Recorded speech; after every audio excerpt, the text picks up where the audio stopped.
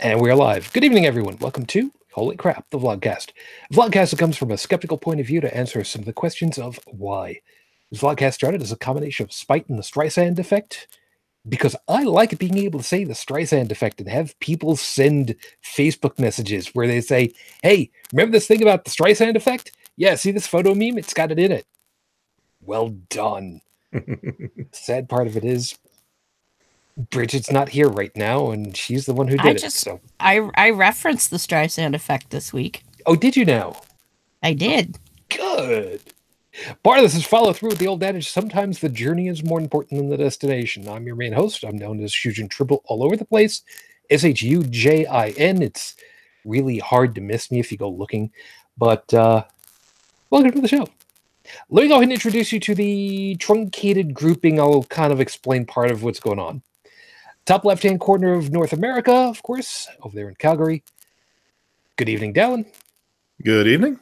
And just north of me in Ontario, Canada. Good morning, Heretic Woman. Good morning, and you were just saved from this being the Canadians taking over. Yeah, you're lucky, tell me about lucky it. bugger. And then down and to the left, into the Midwest of the U.S. Good evening, Brigid. Good evening. Better late than never. Only just barely, as a matter of fact. Funny part of it is I did just reference you with the whole Streisand effect, so you should listen back later. I will. So at the moment we've got, at the moment this is what we've got. UnrenownedTech is otherwise occupied.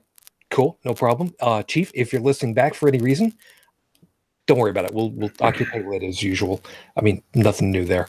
Look at the bright side. You won't have to pay taxes on that. Yeah. Joey, don't know at the moment. And Joseph, don't know. Again, remember, it's early over there. You know, way early. But Joseph is also known for being fashionably late, so I wouldn't count him out just yet. That's true. That's true. It is 6:11 a.m. Paris time currently.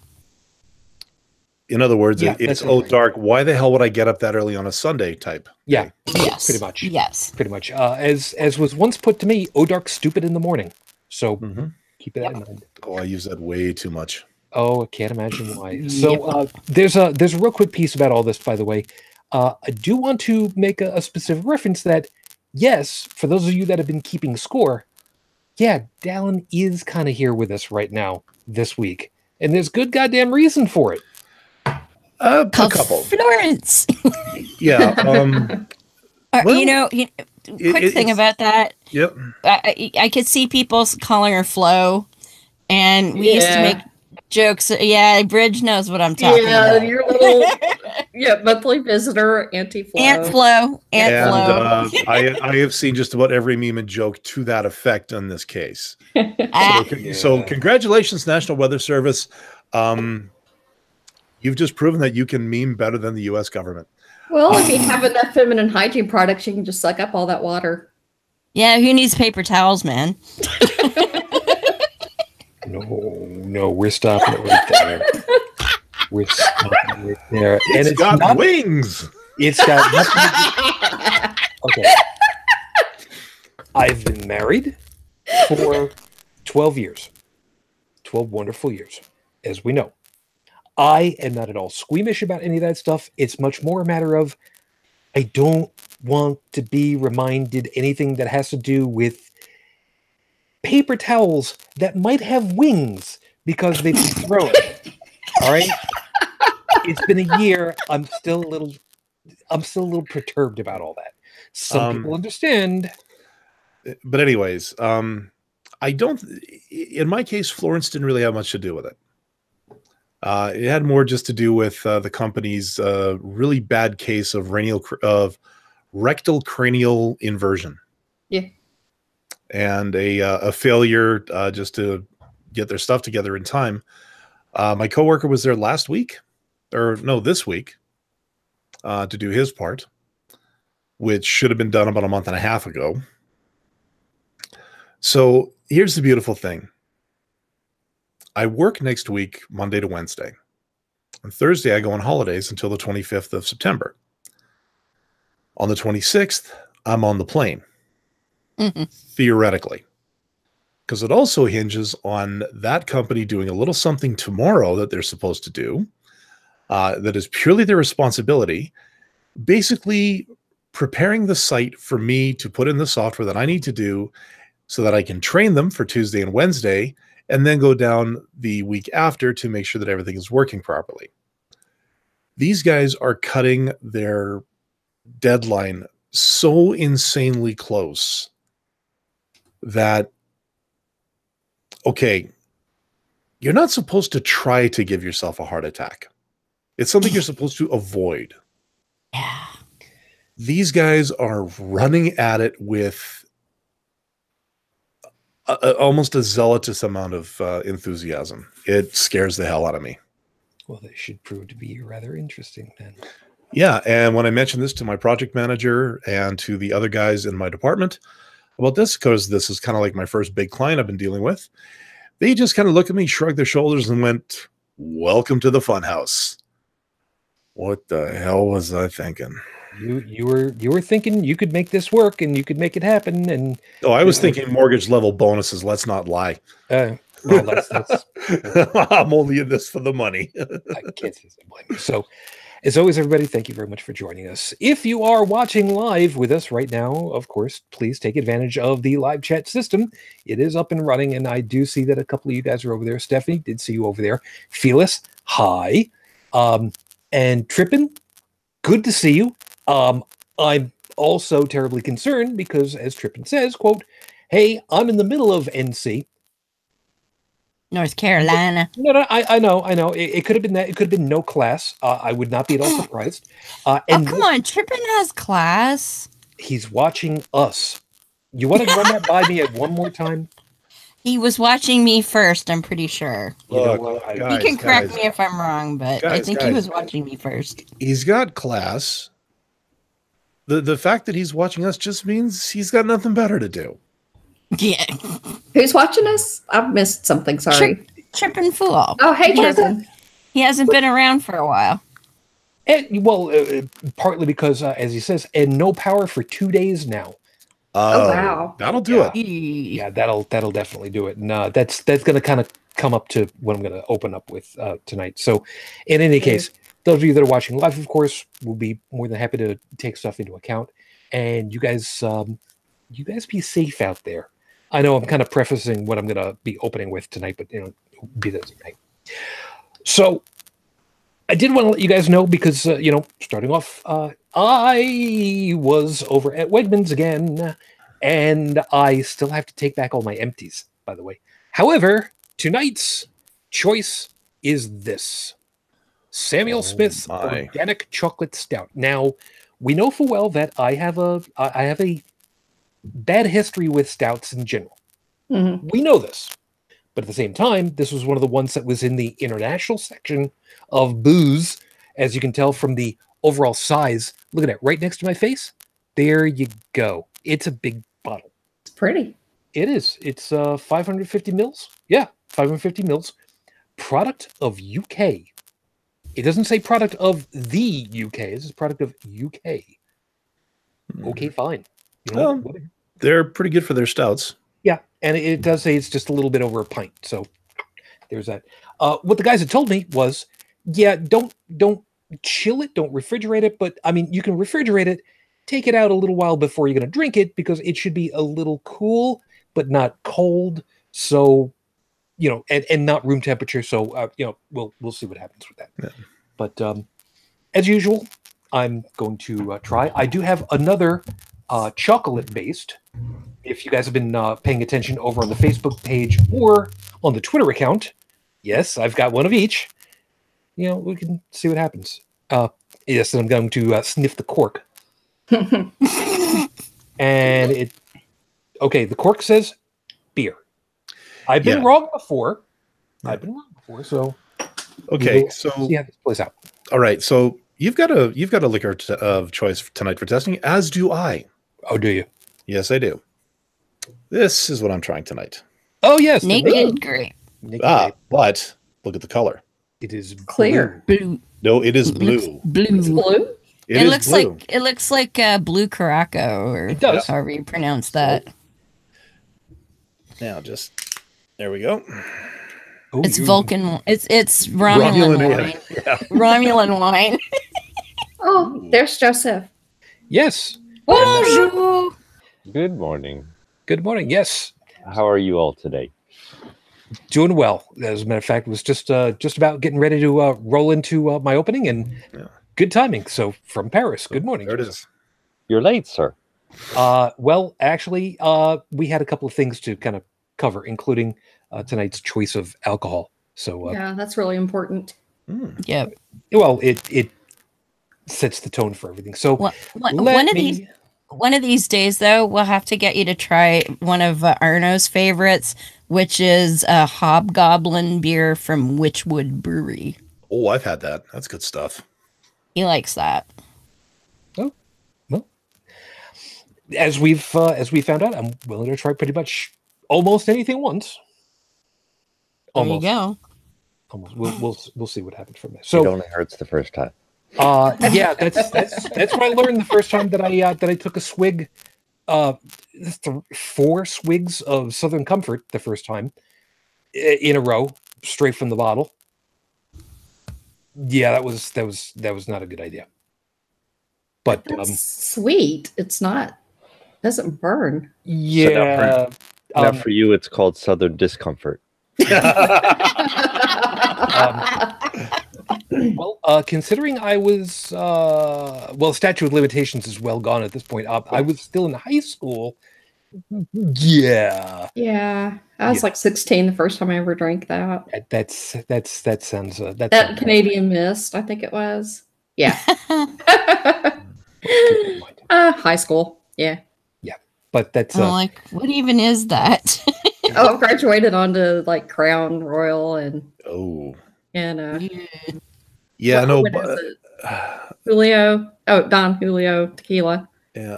A buddy of mine in university, he was a chugger. You know, the kind, he didn't really care what it tasted like, just so long as he could get messed up on it. So, pounding, basically taking a bottle of vodka and just, giving her that one for a little bit. He was okay with that. Especially if it was somebody else's booze, because, money. Mm-hmm. Yeah. And yeah, he did that to a friend of mine's Crown Royal, which was kind of a cardinal sin. But it's okay. Karma got him back. Oh.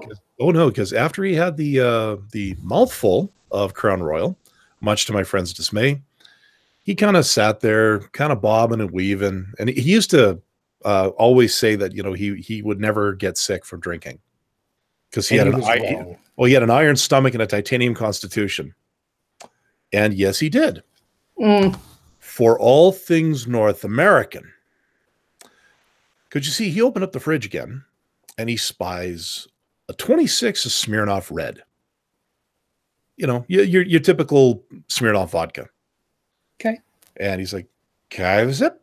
And my friend's like, "Sure, go right ahead." Doing his best poker face ever. So he pops the cork, he takes the shot back, swallows it. And that's when he realized his mistake. Because you see, the 26 was not full of vodka. It was full of Chilean moonshine that my friend's girlfriend had brought up after coming home from vacation. Oh, damn. Oh, damn is right. Because my friend with the iron stomach, the titanium constitution, just met his kryptonite. Aye. And I can say that literally because my buddy said his veins turned green. And he scrambled out of that dorm as fast as he could. He made it, and they had to pick his ass up off the floor about 20 minutes later. Wow. I don't think that I will have to worry about that with this. No. And this stuff, it is very much a Chardonnay. Okay. Just an interesting color. Fair enough. Cool. So let's get everything rolling because we are a little bit behind schedule. But yeah, schedule. Yeah, whatever. So we'll get everything rolling over here. So with 5 minutes on the clock, your 5-minute freestyle starts right now. Florence, wow, what can we say about it that hasn't really been said. Other than the fact that, yeah, I don't know how many of you have been watching specifically the NOAA weather radar, which, by the way, NOAA.gov, or weather.gov, I should say, and kind of go from there. You can get some really amazing views of North America, at least the United States, of course, and the radar from quite a ways out, including Alaska, Hawaii, Puerto Rico. Hence the reason why I'm kind of bringing that up earlier. That's not so bad so far.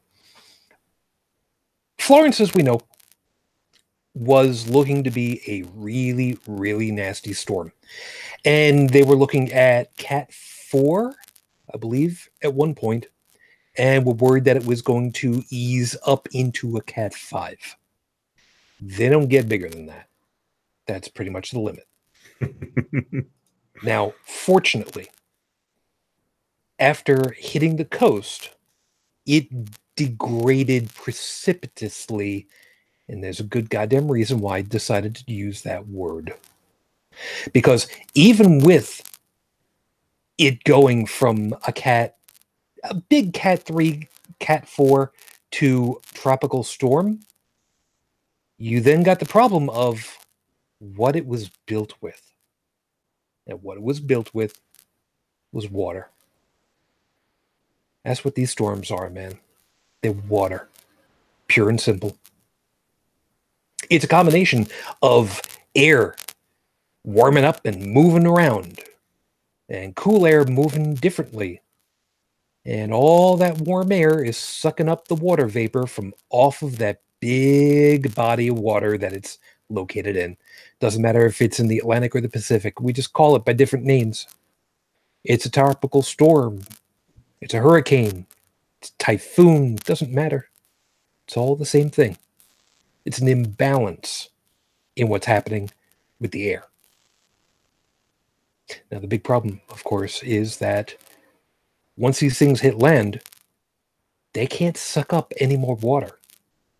So they drop everything that they've got. Now, admittedly, once Florence hit the coast, it was still huge in size. But let's not even forget how much water it was holding up inside of it.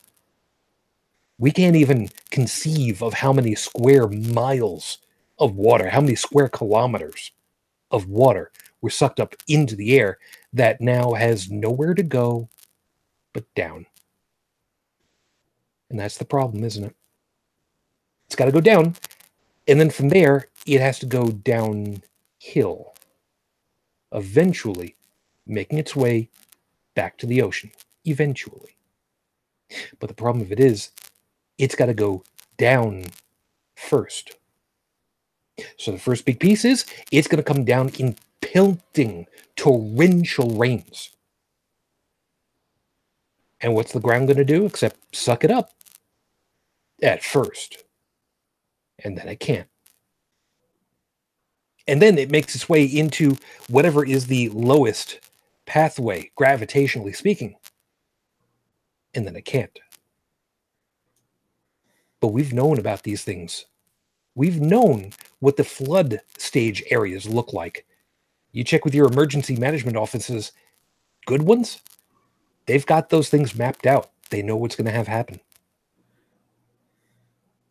When I was living on Long Island, we lived through several Cat 3s. Hurricane Gloria, Hurricane Floyd. I still remember Hurricane Hugo. And it was nasty. The problem that we've got is this one is monstrous. It may not have been a 5, but it was monstrously big. It doesn't need to be a Cat 5 for it to be absolutely hellacious once it hits the mainland. Look at how big it was. Side to side, it was hundreds of miles, hundreds of kilometers. And we've been told these things are only going to continue and get bigger. We need to plan ahead for a lot of this stuff. Problem of it is it going to be at the back end of it for reducing the problems once it lands? Or is it in trying to prevent these things from growing to the sizes that they are? Or is that even a possibility anymore? It's episode 227 on the docket, Your Honor. There's a reason why I wrote it out this way. In parenthesis, science keeps changing. Now, we've heard on too many occasions that something keeps changing, so I can't trust it. The news keeps changing, so it's fake news, so we can't trust it. Science keeps changing, so we can't trust it because it keeps changing. It doesn't really much matter what that variable in there is. But science tends to be the one that we hear the most often. We as skeptics who understand that that's the way it's supposed to be. And then the people who say, I can't trust when that happens, so what the hell's going on? So, yeah, we need to kind of go through this one again and try to explain to people, because school's on. What better opportunity to remind ourselves that we need to be educated. And this is why we learn science the way that we do. Just before we get over to that, Heretic Woman, I don't have any news. I will admit that I did not go looking, unfortunately, because I was otherwise dealing with all of the news locally, domestically, politically, which is driving me up a freaking wall. But I didn't see anything in particular myself. No, I didn't see anything either. Which is unfortunate, if not, as we all know, unfortunately, all too well, not unexpected, if annoying. So as of the recording of tonight's show, Raif Badawi has now been incarcerated 6 years, 2 months, 31 days for thought crime. Our hopes and our thoughts are still with you and your family and your sister. We're still waiting for you, man.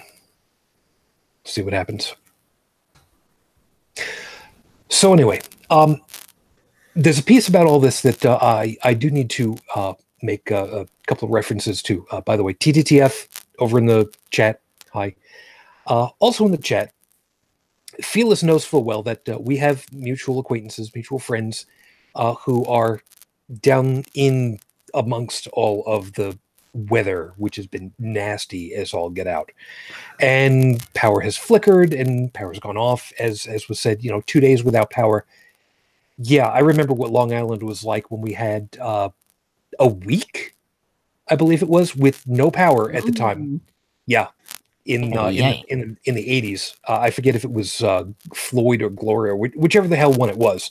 But yeah, Long Island, the vast majority was out for a week. And fortunately, it was in the summer. So we didn't have to worry about heating, but trying to cook anything, as you can probably imagine, was difficult at best. Mm-hmm. And keeping anything cold and refrigerated, yeah, that was tough. So there were a lot of folks that went out and got themselves some Coleman stoves and had Festival of Meat, I guess is the best way to put it, for most of the week, because I mean, anything that you had in the freezer was going to end up going bad pretty damn quick. Mm-hmm. And just not much you could really do about it. I remember when we had the giant blackout. What was that, like 2005, 4, 3? I don't remember. But yeah, my ex was out barbecuing meat in the driveway. Like, he was quite thrilled that he could start, grilling everything that used to move. And but I learned a valuable lesson that day, because I used to have the habit of, if I got up in the morning and I was a little pressed for time and I thought I had enough gas to get to work, I would defer filling my tank until after work. And at that time, I worked about 35 minutes from home in the next town over, Cambridge, if anybody knows. And so that morning, I looked at my tank and went, I can make it. didn't stop for gas. And then the power went out for hours and hours and hours. And I had no gas. And I learned that you can't get gas if there's no power. Yeah. I did not know that at the time. I just thought, I don't know why I thought they could extract it from under the ground without a pump, but Well, see, the thing of it is, in areas where they've got natural gas, okay. There was one client when my wife was a client manager for the phone inbound call center that we used to work for. I'm not going to name names because I don't do that. However, I will say at the time it was the biggest one here in Buffalo for quite a while. But there was a group that had come up from New York City and asked, what happens when the power goes out? Well, we've got generators, and they run on natural gas. And the question that followed up was, but what happens when you run out of natural gas? Not realizing that the natural gas pumping system is for the whole of the county and the grid and everything. And if that goes out, there's a bigger problem. Yeah. So, these days it's not uncommon for these types of areas, especially gas stations, to have emergency pumps. I should say emergency backup generators for exactly that reason, because it is so in an emergency. Sometimes that is and I wouldn't be surprised if I could have gone farther afield. There might have been somewhere, but there was, and the other reason why I was in the habit of doing that is there was a gas station like just across the street from the factory where I was working, but they were old school, like they didn't have digital numbers. They had the scrolly tick numbers and all of that. And so, they were, I forget if I walked over there or what, but they're like, no, you're not getting any gas from us. Sorry. So I ended up, the owner of the company, who also lived in Kitchener, had to drive me home because I had no way. And then my husband had to, we had to borrow somebody's car to go and pick up my car like the next day when the gas pumps were running. But lesson learned, don't go to work on fumes if you can help it. Yeah, true enough. I still remember that when the oil embargo was going on in the 70s, but that's a whole other thing. So back on track for a second. By the way, Lobster. Yes, I was going to say, Lobster says it's kind of hard to watch porn in the dark when the power goes out. Yeah, the worst part about it when the power goes out is the lack of air conditioning, because usually it gets really hot and muggy, and if you got no fan, that's a bad moment. That's a whole. All right, moving right along, and now I've got Kermit the Frog stuck in my head, and some of you have got it too. You're welcome. And then Stephanie came out with old school crank handles on pumps, and after reading about watching porn, I just like, no, that's not what I should be. Yeah, and remember, it's all about priming the pump. We invented that over here in the U.S. All right. Yeah. So science keeps changing.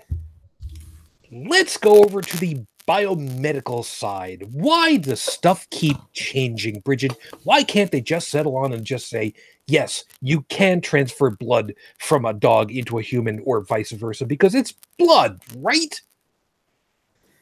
Well, of course, or it's liquid, so why not? It's red.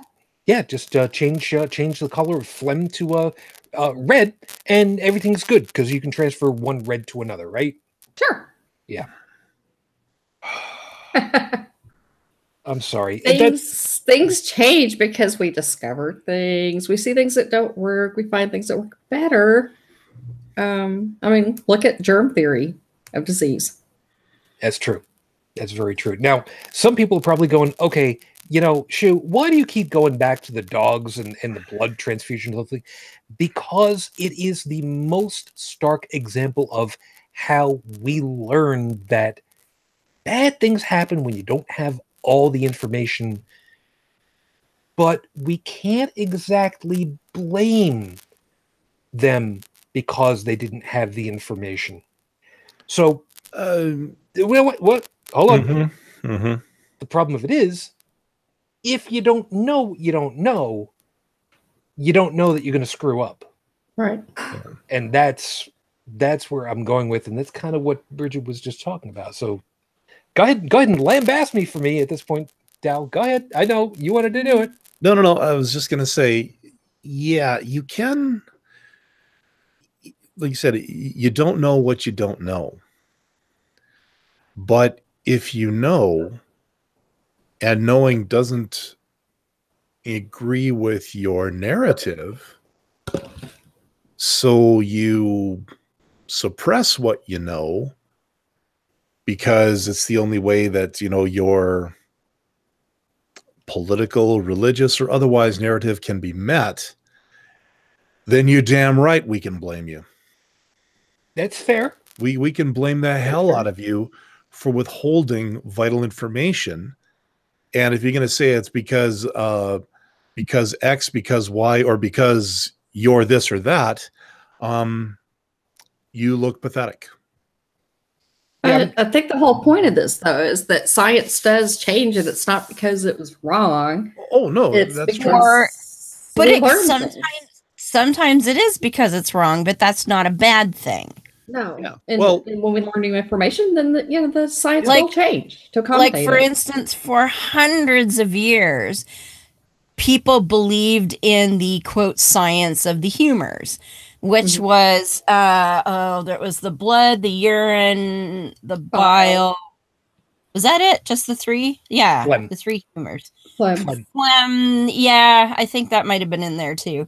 Yeah. But and they believed that you had to have all those things in balance, and that's where bleeding people came from, because who knows how to get rid of bile, or, well, you can pee, but I mean that doesn't do much. But the only thing that they could really sink their teeth into, I guess, for lack of a better description, was draining blood out of people. So they always seemed to, because they could see no other way of affecting the levels of the other humors, it made sense to them that, well, the culprit must most of the time be blood, because that's the only one that we can affect. So we'll just suck some more out of you. Which, from the very, very limited amount of information they had, does make a modicum of sense. Not so much from a modern perspective, but at the time, it was better than, going to the local shaman and asking them to do some funky dance for you. So, I mean, it was an improvement in that sense, but it definitely didn't do anything like they thought it was going to do, because humors aren't a thing. But they didn't have a way to test for that theory. They didn't have a way to prove that wrong, to falsify it. So they went with what they thought. And then once we developed a way that we could falsify these things, we went, well, damn, it ain't that. Shit, back to the drawing board. Exactly. And that's good. That a lot of us are adopting the Christian narrative about science, like we're making it seem like something apart, almost godly, but it really it's a thought process. Yeah. I mean, you've got reality, and then you have our understanding of reality, and basically science, all it's doing is just whittling away our misunderstandings of reality. Yeah. And it's doing so at a much higher rate than before. Yes. Just because the more we learn and the more we understand how things work, the more we can push it and investigate. Actually, one of the biggest things that I've learned recently, like I really can't say I'm an astronomy buff, but I do have a very big interest in the subject. So Stephen Hawking, one of my heroes. I've read, well, like I took an astronomy course in university, and it talked a lot about things like star formation, star death, and a lot of other things. And over the years, of course, I watch, you know, the odd documentary and stuff, and I hear them talk about different things. The one that got me was a great thing that National Geographic did. It was called Journey to the End of the Universe. Narrated by not the Doctor Who Pertwee, but I think his brother. The dude is like one of the reasons I want to get into voice work, because god damn. But some of the concepts he was talking about, things like what they called a hypernova, I thought that sounds made up, because it's nothing I'd ever heard of, you know, so it's outside of, but no, turns out research has been done, and it turns out that there are stars that are big enough to pull off that kind of explosion, but were not known, you know, X number of years ago. So like astronomy changes a lot because they discover brand new things. You know, they construct a mathematical model of something so that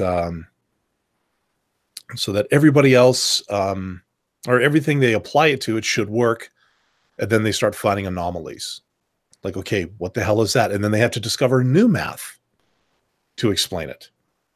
And suddenly a whole bunch of textbooks are now really out of date. That's where the fault is, actually, because there's a lot of people building, when you look through the years, there's a lot of people building new hypotheses on existing hypotheses. Yeah. And they have to go back, they have to hack out an entire section of yeah, but it's also tough to like but again, that's not a bad thing, that's not a fault. I mean, you know, because science is always, if you follow that thought process, it eventually corrects itself. Yeah, you'd almost want to make like reality will come back and bite you in the ass. Yeah. It'd be like, you think you got me figured out? Nah, I don't think so. But, you know, to that end, something like Wikipedia, which I think ideally was supposed to be a living document, I think would work great for science if it was restricted in content updating to those who are qualified in the field. So you could have like an astronomy Wikipedia where, you know, for lack of a better term, the pros could go in and update theory or update their work to say, okay, we know this about black holes, but now we've discovered this, and then they can go in and edit it without then having some, you know, big shooty up hair guy going, it's aliens, and, you know, hacking the site all the time. As a Wikipedian, that does happen to some extent. Yeah. But at the same time, once you correct an article, it's kind of hard to, you're not always going to be there to check up on it, make sure it stays, you know. Oh, no, exactly. Yeah. And that's what I'm saying. Like, not necessarily Wikipedia itself, but if the scientific community, again, for lack of a better term, could come up with its own public-facing but privately updatable. And like, say somebody to be able to go and edit at will, you must have these credentials, kind of thing. Yeah, or because you don't want any schmo being able to go, I'm going to change it so it says that life begins at conception, or I'm going to change it to say that, you know, science has never created life in a lab, meh, you know, shit like that. Or, you know, vaccines cause autism, who knows? Okay, here's one then. It's a lot of dogma in Wikipedia, unfortunately. Yeah. And these people are the loudest and the most aggressive, like, and they will go to they'll subvert any Wikipedia rule to get their propaganda through. Yeah. Okay. So, but there are gatekeepers already when it comes to like scientific journals, correct? Yeah, to a certain degree. As I've understood it, it's rather unofficial, although there do tend to be for lack of a better way of putting it, factions of people who are dedicated to maintaining, watching over, keeping updated, and when something gets edited that's really screwy, going back and going, no, that's not what that paper says, because I've actually got that paper, and I really like to look at it in the terms of, oh crap, what's the term that I'm looking for? Egalitarianism? I'm forgetting what the right term should be for it, but those people that actually want the good to come through when all is said and done. I guess that's probably the best. The system is set up, but if you're talking about scientific journals, there's a big problem there, because if you've ever tried to publish anything in one of these journals, there's a huge, I'd call it a full financial barrier set up. Where if you're just a regular schmo with an idea that you want others to test, it's almost impossible for you to get into any respectable journal. And of course, that system's subverted by the corporations who want their stuff to get through first. Yeah, and to be perfectly honest, any group that is doing some research that could be published is going to want to get it out there so that they can put it to use, and they can maybe not necessarily, maybe I'm not using the right terminology, but copyright or trademark the product of, for instance, for things like biochemistry, when you're learning, well, perfect example, when you're doing research into new pharmacologicals, it's kind of the way that it works. We learn what are better chemical combinations and which are not as good or have more effects, and some that have fewer side effects and that kind of thing. The thing, however, about the scientific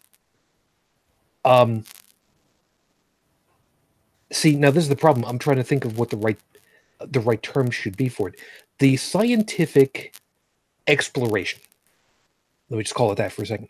The thing that's really interesting to me about it is, and we've heard the argument that it is a circular argument unto itself.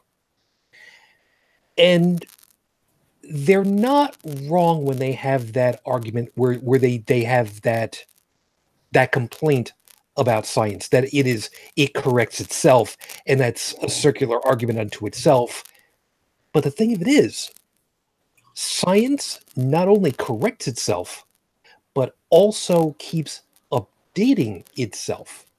The more stuff we learn, the more we learn that we can learn more, and the more that we learn that we can build detectors to learn more into the areas that we couldn't see before, and so on and so on and so on. And more that we learn, the more interesting pieces of hardware that we build. Case in point, the friggin' Hadron Collider. And that's part of what led me to stop believing in fairy tales. Because as I studied history, we learned things like the Greek and Roman pantheon, and they taught us things, people used to believe that lightning was caused from Zeus getting pissed off and throwing bolts from Olympus and all of that. And then they taught us, but we don't believe that anymore because we learned meteorology and we figured out where lightning comes from. And I kept getting those types of stories, well, they used to say Prometheus brought fire, but now we kind of have an idea that as man progressed, somebody somewhere sparked a couple of rocks and caught some shit on fire and went, whoa, look at that. And so we don't think that Prometheus brought fire anymore, and just on and on and on. And suddenly one day I just kind of went, holy shit, it's all the same that way. It's all just stories that we've made up over the centuries to explain stuff we didn't understand. And as we understand, those stories fall by the wayside and become mythology. It beats the God of the Gaps. It does. It absolutely does. So, I mean, I remember when I was a little kid, when I used to be afraid of thunder. And of course, now I go out and sit on the porch and like, come on, was that all you got? It was a bigger boom. But when I was a little child and I was afraid of thunder, my grandma would say, "Oh, don't worry, that's just the angels bowling." Yep, You know, I remember that one. I've got Yep. one. I've got one for that. You mentioned the Greek pantheon, and it reminded me. Yes. A history class I took. There was, in Socrates' time, a movement to try to discredit him, to the point where a playwright wrote a comedy involving him. Now, I can't quote it verbatim because, again, it's been like 20 some odd years. Did they call him Socrates? I have no idea. It was all Greek to me, unfortunately. But this was the gist of the exchange. I believe it was between him and Plato. Plato asking, "Where does thunder come from?" And Socrates goes, "Well, when your mother's had too many puddings for dessert, and there is an after effect of having too many puddings?" And Plato's like, "Yeah. Well, that's kind of the same effect that a cloud would have, which is why there's thunder." And of course, at that point, my inner Monty Python took over.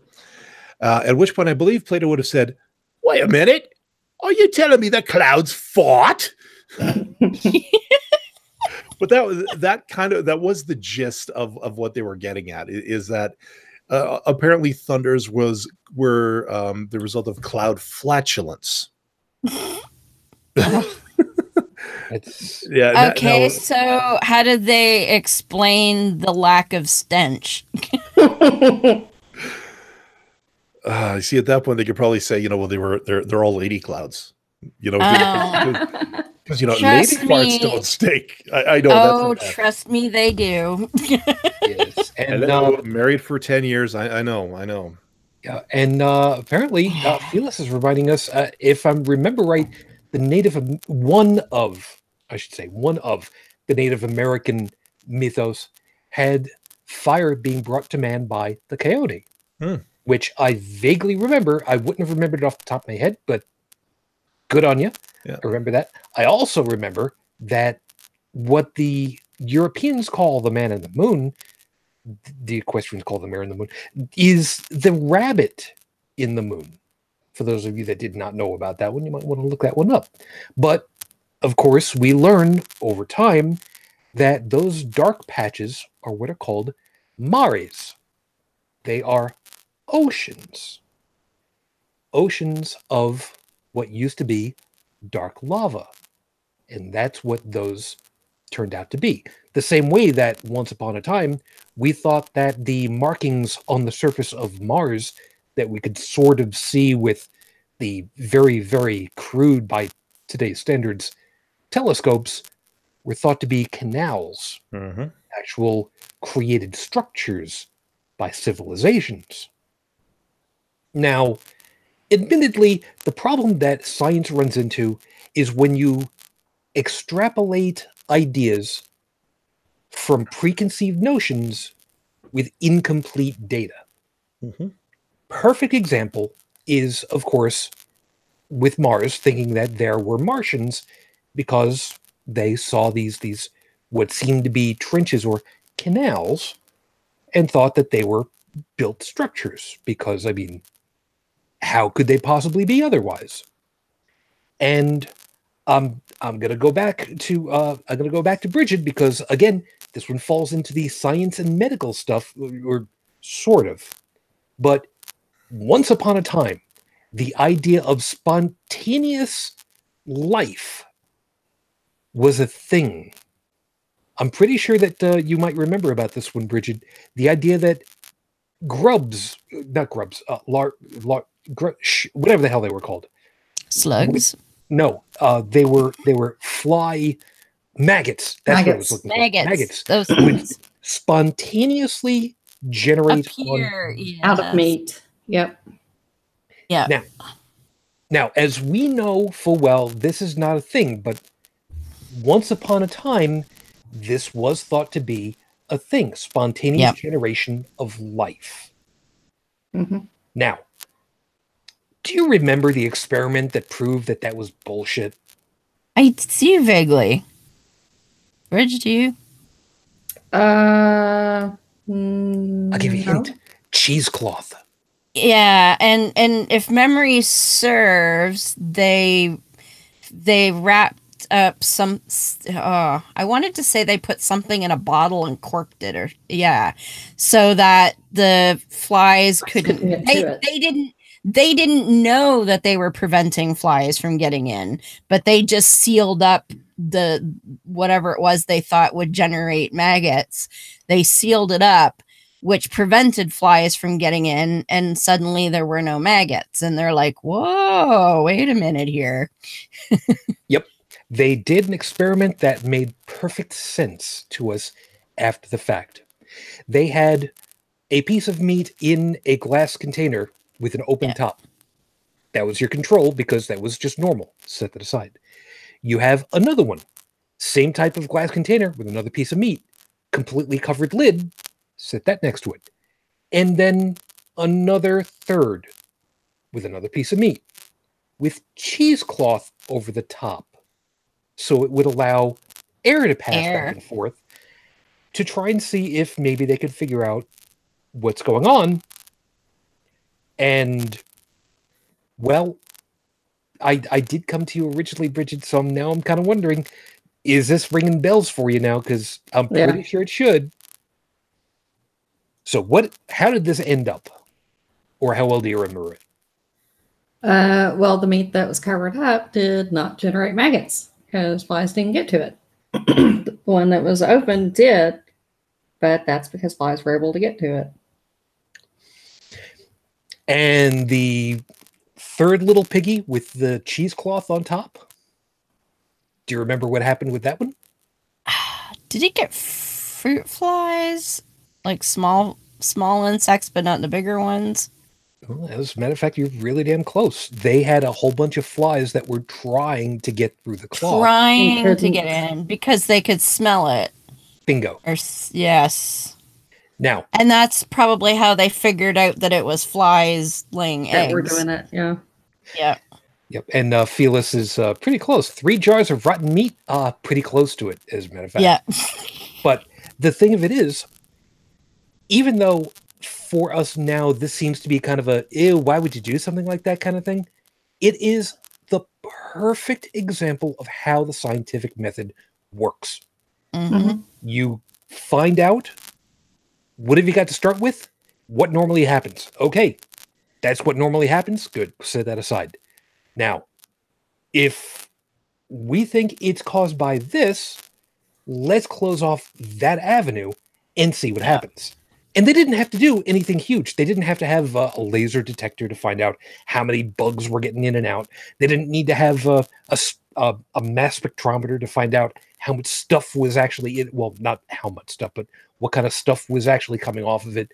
They didn't need a gas analysis to find out what was outgassing from the. No, they did a simple thing to find out.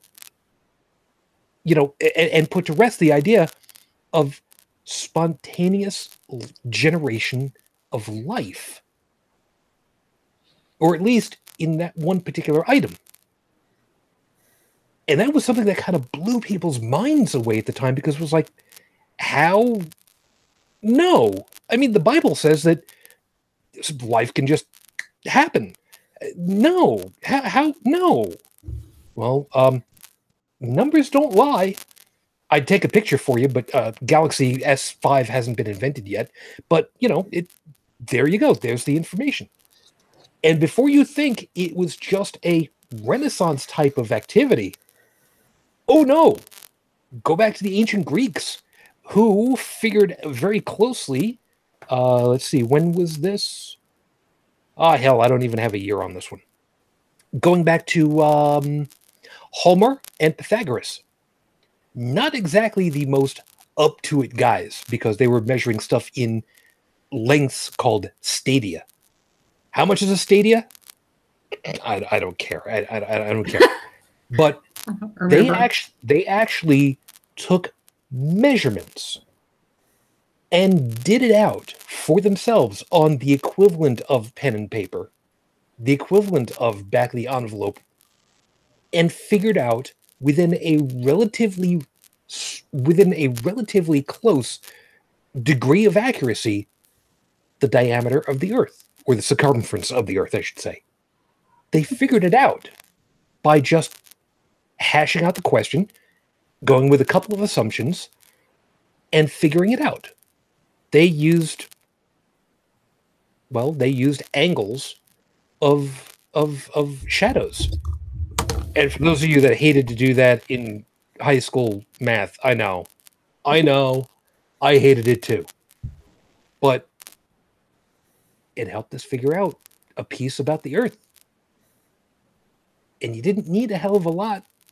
You needed a couple of sticks, some decent measurements, a nice, bright, sunny day, and some ink and paper, or the equivalent of. And they did it. But that's just it, because like that's why it's kind of annoying when people make a big quote unquote big thing out of science, because it's always been part of human nature to try to figure out how shit works, and that's basically what science is doing. We've always done that. The only thing that's changed is actually our ability to communicate our findings to each other and share them, and that's exactly what the church tried to disrupt. I mean, that's how they destroyed science, is just destroying all means of communication. Yeah, and that's one of the reasons why the library at Alexandria, the loss of that was monstrous to the exchange of scientific knowledge throughout the known world at the time. The jury's still out for that, by the way. They're not exactly sure what was stored there, but yeah, whatever was there, it was moved around and diminished over time. Yeah. Fortunately, there are a number of libraries like that where we've got the technology to be able to try to read some of that stuff again. Stuff that would otherwise be ash. They're finding ways of X-raying levels to try to find out what was written on pages without having them completely disassociate, because you try to move what's otherwise compressed piles of ash. Well, it just kind of... Are you saying that this is going to be a means to resurrect the Alexandria Library? Some pieces of yes. If I remember right, Pompeii, I believe, was where they had a lot of stuff that they started to try to do a specialized X-ray system that actually does literally layer and then layer and then layer to try to excise the information off of these sheets. And it's working. It's tedious as all hell, but it's working. And that's absolutely bananas to me. Well, I mean, when it comes right down to it, as far as science goes, I mean, we're all born natural scientists when we're little kids. It gets taken away from us when we grow, but I mean, 2-year-olds want to know how stuff works. Why does stuff work? That's exactly it. We want to understand, like, I'm going back. I'm always going back again and again to survival, but I'll apologize for that. I'm starting to sound like a broken record, but it always comes back to that. I mean, when we're growing up, it's in our own interest to learn as much as we can about our environment that we have to survive in. I mean, that's almost the entire point of life. And and then you've got people like there's people who try to make this natural process seem bad and something bigger than it is, or something other than it is. Well, these are actually people who want you to depend on them for survival, and that's it. They're just like poisoning the well. Well, I mean, kids are naturally curious, and it's a shame that society will stifle that from them and discourage them from asking questions and, investigating things, finding out for themselves. That's evil. I mean, it is evil. It's like, it's hard not to get angry at society, because, I mean, even in non-religious parents, they tend to enforce the obey or else rule. The kids have no explanation for anything. They just, because I said, they grew up with because I said so, and discover nothing for themselves. No explanation. Well, And stop asking because it's getting on my nerves, you know. Yeah. Well, and the worst about that is, like, that's basically how I was raised, is you just do it. Don't ask me why, just do it. And the reaction I had to that was, once I got out on my own, everything I was told not to do that was feasible, I did it because I had no reason not to. So Well, that's what happens when you're, you know, when you're the son of a preacher. You know, that's how it works. Yes. I'm sorry for those of you that don't know, but there's an inside joke about it. We'll explain it for you. Never. Don't worry about it. Anyway. Yeah. But one of the coolest things about the way science works now is it's kind of, at least among scientists, a form of crowdsourcing. Yeah. Yes. I mean, you come up with an idea, and other people will try their best to disprove it. And yeah, they may disprove it. You may go back to drawing board, or they may corroborate your findings, or discover something new. And the cool thing about scientists, they tend to be equally as excited if somebody verifies their work, or if somebody completely destroys it and said, no, you're totally wrong, buddy. Mm-hmm. Well, yeah, we don't get down to funding, but Yeah. that's funding is a big problem. Being wrong and maintaining your source of funding kind of tends to be touchy, but the funding is usually provided by very non-scientific minds, unfortunately. Anyways, but that's another problem. Yeah, that is one of the problems. You know what? I'm gonna stop drinking this. Is it nasty? It's not nasty. It's still got a bit of that bitter, but I didn't double check what the alcohol level is on this, and I'm feeling it a little bit, I think. So I'm about 2/3 done of it. So I've had enough. It's not beer, but it's close. But as far as to there being a chocolate taste, yeah, no. So a failed experiment?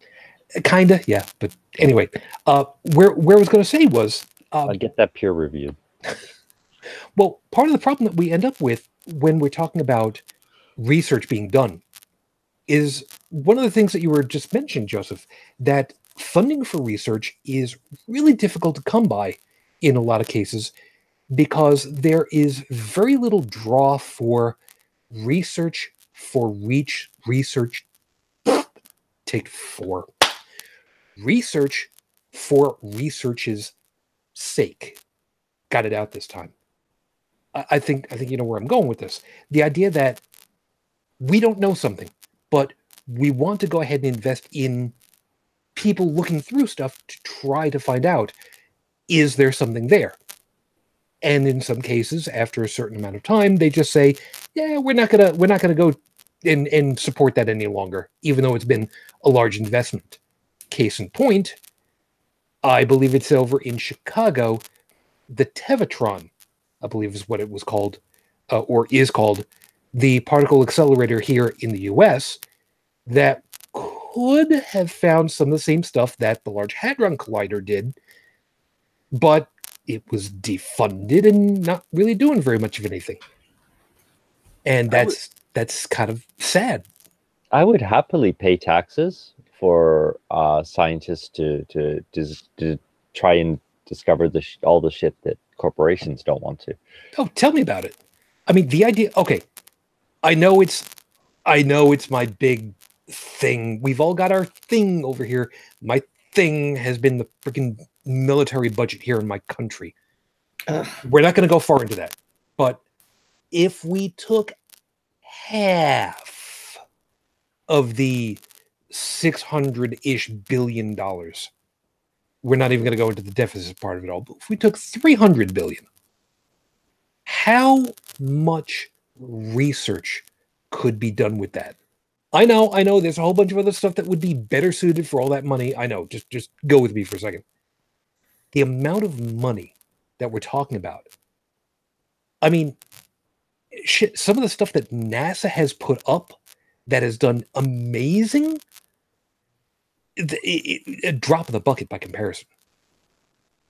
I mean, I'm going to take a look at a couple of the numbers for some of the stuff that NASA's done, but I mean, Jesus, can you simply imagine what we might be able to discover if we had more money for research for research's sake? I mean, one of the things that I've kind of wondered is, can you do smelting of minerals, or metals, I should say specifically, using solar energy, reflectors, and a captured asteroid? Could you bake iron, smelt iron, or whatever other metals are in, nearby asteroids, if you could bring it close by and just burn some of the stuff off and come away with stuff that would otherwise be considered rare earth metals? I mean, how much yttrium is there out there? And how easy would it be to get if you had a whole bunch of reflectors taking a beam of light and cooking an asteroid? That'd be pretty funky. There are metals that supposedly can't be meshed together because of their densities, because of gravity. But theoretically, in 0G, or microgravity, you could fuse things like lead and iron into one cohesive structure. But again, I would check up on that. It's not gravity preventing that cohesion. The as I've understood it, it's the problem of one has got a different specific gravity than the other, and because we are in a gravity well, they just separate against each other. Right. They won't intermingle. Okay. Right. And as I've understood it, those kinds of things, if they were in microgravity, wouldn't be able to separate because there's nothing pushing them against, you get where I'm going on that. Well, yeah, like bonds to like, and by default in a 0G environment. But you bring up a point that's kind of interesting because, it's one place I'd like to disagree with Mr. Stephen Hawking, is about, he was... oh, sure. Argue now that he's dead. That's good. Yeah, well... I will be too, and then I can argue with the same level. But he was always talking about, he expressed his worry about our announcing our presence to the universe, that aliens might one day come and find us. Mm-hmm.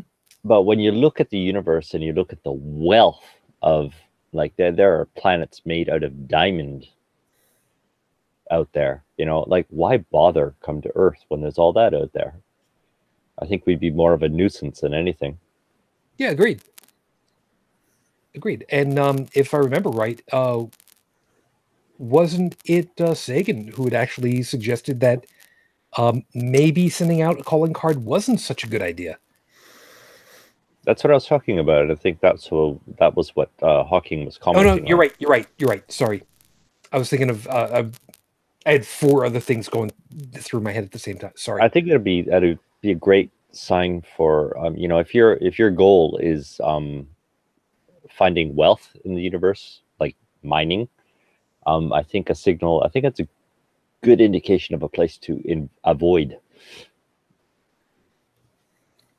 Yeah, that's not a bad idea. Those pesky humans are disrupting our mining endeavors.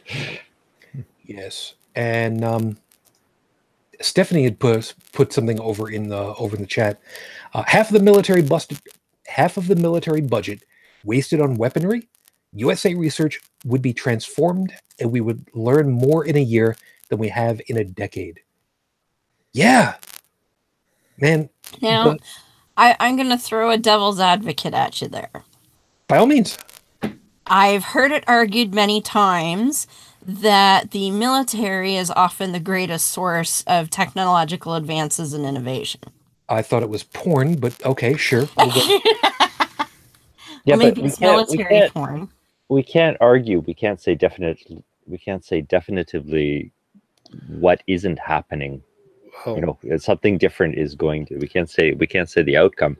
Let's just say it's probably somewhere between the two. And if they dedicated more money towards scientific research, let's just say shit would Now- be a lot different. Well, Okay. I would say personally that yes, the military does often make very good advances. However, they tend to keep that stuff to themselves as long as they possibly can and prevent non-military usage of it that may actually further society a lot longer than maybe otherwise if they just said, oh, hey, look, we discovered this cool thing. Here you go, folks. If you want to put it down to a principle, if people did scientific research into with the interest of human survival in mind instead of offing the other guy, yeah, maybe things would go a bit faster. Yeah. you know the old saying, necessity is the mother of invention. Yes. You know, and I think that's where you're coming from, Heretic Woman. Like, Yes. you look at stuff like radar, Yes. That was going to be or my first one. Enigma, you know, which Yeah. eventually became sort of the Encryption. well, yeah, and Enigma became sort of the godfather of all things encryption, which of course is a big thing these days. Wartime But the- can be a motivator. Absolutely. for And people even to think. not necessarily even wartime, but for instance, something very, very mundane. I love gel pens. I hate writing with anything but a gel pen. Gel pens were invented to facilitate astronauts being able to write in space. Yeah. They were never intended for the common market at all. But I'm really glad that they did because I hate ballpoint pens with a passion. Yeah, there's another technology that I mean it was kept secret. I'm you know, air quoting here for a second. Secret, and then basically locked down from the general public for the longest time by the U.S. so that we would have a leg up on everybody else. And I'm specifically thinking of GPS. Mhm. Oh yeah. Because up until the mid-90s, it was not greatly accurate, but then they said, yeah, we'll make it accurate for everybody. Yeah, because anybody can buy a paper map Mhm. that has that same information. So why try and block a more efficient way of gaining that information? It's not like you can block the information. You're just making it easier for everybody. Well, it was a matter at the time of making sure that if you had an electronic map, my guys have a more accurate map than everybody else, so we're in a better condition than everybody else because, well, if they're not as sure where they are, we are. You see where that's going because it's all about Yeah. us being up there. Anyway, I'm sorry, Dalan. Kind of took you off on a No. sorry about that. You're kind of right though. I don't know why. Like, why wouldn't they have kept GPS locked down? Because now everybody can use it. I mean, you could be a cell phone user in Dubai or in Saudi Arabia or in Iraq if you can get cell signal. I'm not sure how badly screwed up that country is right now. But the bottom line is that you can get an map or a map app for your device and you can find out where you are. So there had to have been a reason of futility in the military to hang on to it. Otherwise, they wouldn't have released the authorization for people to create devices to access those satellites. Or accurately so. Yeah. Yeah. Sorry for being nitpicky. GPS is one of those things where even I look back at it, it's just like, yeah, guys, could you just lift it open for everybody? That'd be nice. Great, thanks.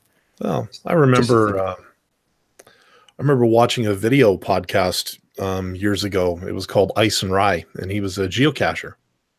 Mm. Yeah, old school geocacher. And he actually used to work out of British Columbia. Apparently, there's a lot of geocaches out there, and he would sort of document his travels to go find them, and then do his little exchange thing, and then keep it going. But there was one day he was trying to navigate looking for one, and I don't know if it was the weather or what, but his GPS was drifting as much as 1,500 meters. Now, keep in mind, this was mid-90s. So still kind of, the GPS was still like the big, it looked like a big-ass cell phone with a big, thick antenna. And you could only buy it at, Sport Check for a paycheck, Yeah, I remember after Fuji passed, I bought one. I remember there was Garmin, there was Magellan, there were a couple of others, but I get the idea. We just recently, because my father-in-law passed away like 4 years ago, and all of his tools and things have slowly, as some of the siblings have needed something, mom says take it, I don't need it. And one of those things one day when Arno was over there is he found their old GPS unit. Well, his mom doesn't drive anymore either.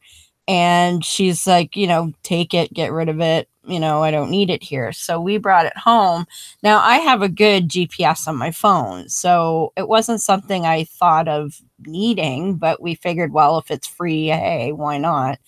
So I looked into updating the maps on it. They wanted $60 just to update like the maps of Ontario.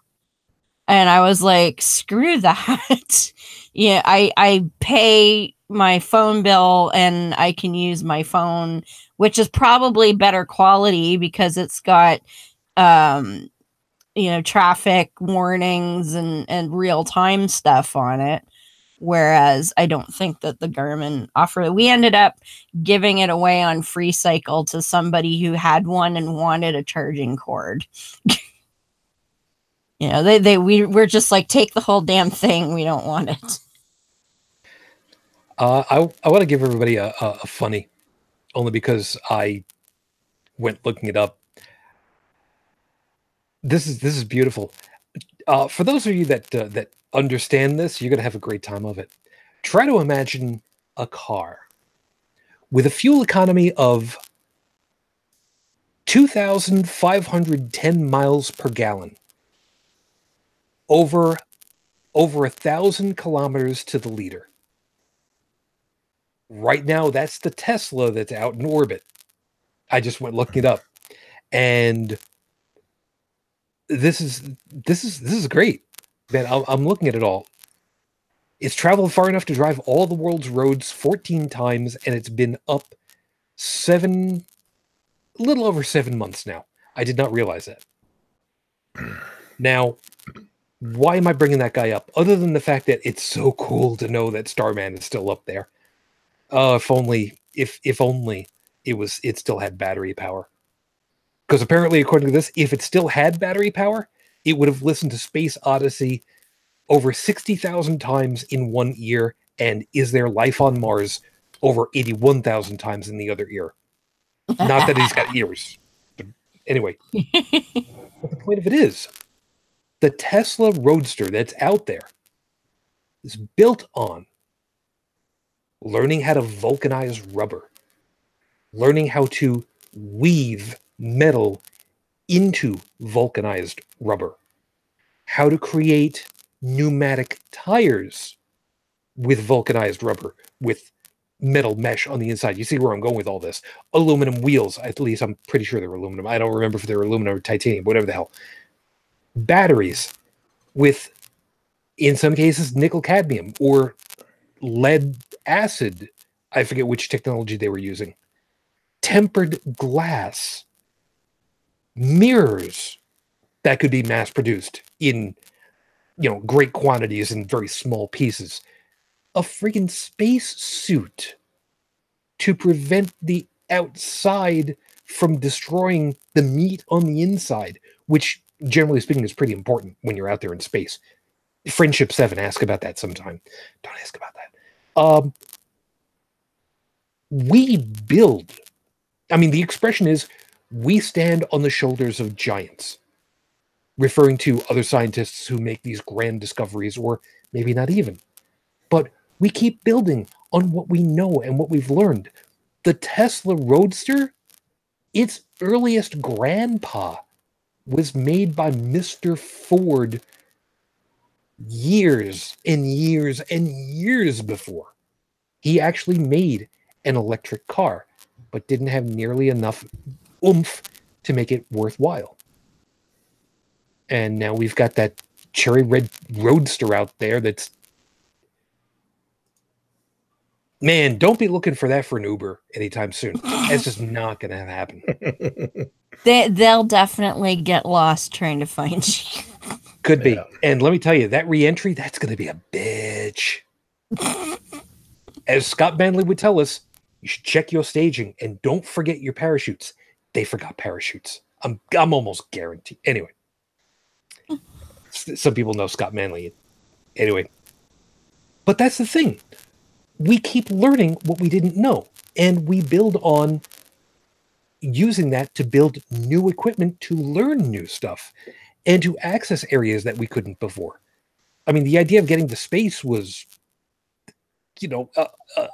science fiction. The idea of being able to get up into the atmosphere was a piece of fiction until France decided to start lifting guys up in hot air balloons.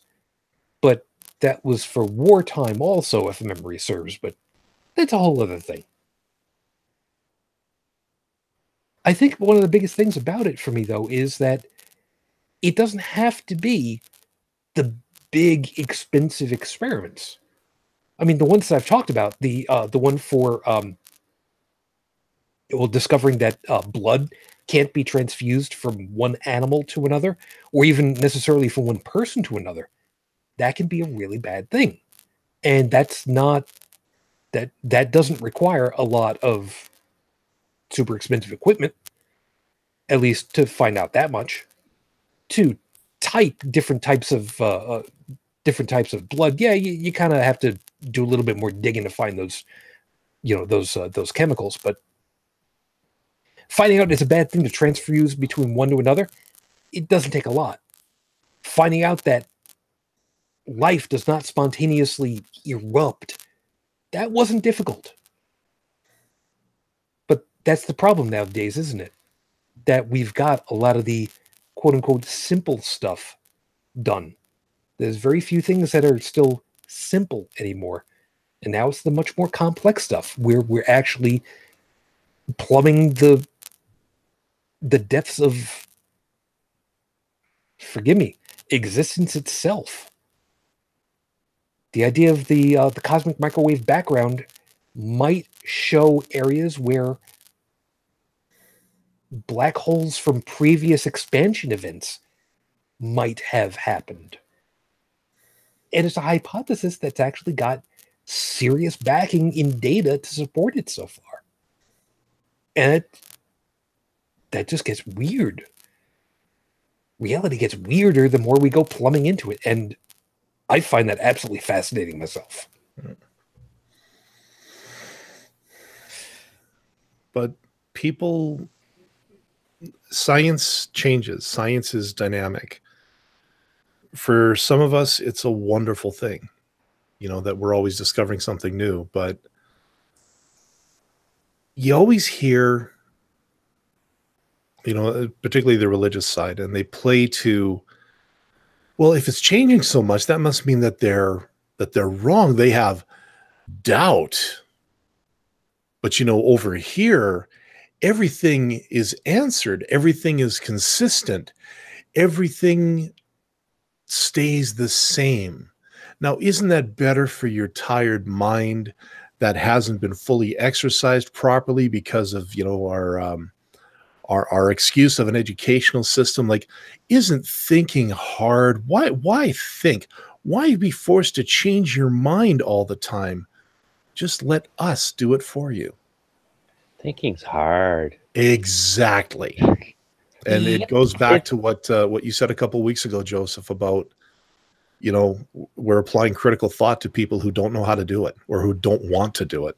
And it's like, going back to my joke earlier, it only hurts the first time, because I mean, remember your first steps learning to ride a bicycle? No, it's not steps. Your first, you know, with the training. Your first scuffed everything learning to learn bicycle. Yeah. Yeah, it was hard at first, but then it becomes second nature, and then eventually you can't do without it. I mean, it's a tool you can't do without. Yeah. You know, once you learn to survive for yourself, you become responsible for your own survival. Yeah. It's a complete other mindset. It's a complete other way of living. But it's that people who have never learned it just cannot understand. Yeah, it's that first step though. It's that painful step. And while it used to be a rite of passage, you know, the kid's only going to stick the screwdriver in the light socket once. That kind of philosophy. Yeah, I love the Australian walkabout. You know, they had it down to a T. I mean, they bring a kid up and they go, okay, this is all we taught you. You're going to take that shit and you're going to go out on your own into nature and learn how to use it for yourself. Isn't that how they made the Spartans the way that they were? Yeah, it was. They were to go out and fend for themselves. They were basically disavowed if they were caught. Like if they were caught so much as stealing or whatever, it was on them. Same history professor told me a great one. A Spartan who was captured, a child.